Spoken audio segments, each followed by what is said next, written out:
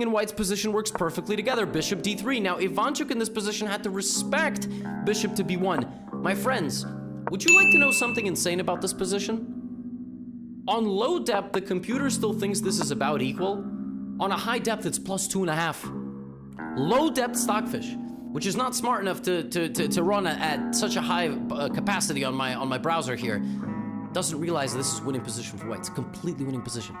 Everything Magnus did, from rook a4 to e5 to rotating the bishop, everything he did was too sophisticated for this level of Stockfish to even understand.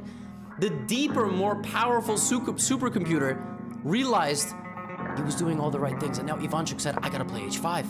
I gotta play h5 because I'm gonna have to play g6, and I can't allow him to play h5. Now Magnus plays rook e1. The rook has done its job. Now it's stronghold on the center. Magnus plays queen to c2, threatening a mate on h7. Pawn to g6.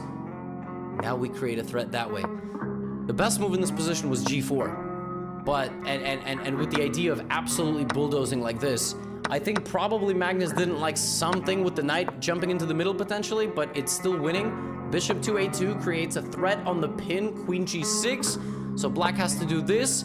Now Magnus puts the knight on g5 from the very beginning. From the very beginning, I told y'all, pawn to h4, because in many lines, black is gonna play h5, and my friends, 20 moves later, seeing the attack was on the way, Ivanchuk played h5, and Magnus played knight g5, justifying the move h4. Do you understand how incredible this is?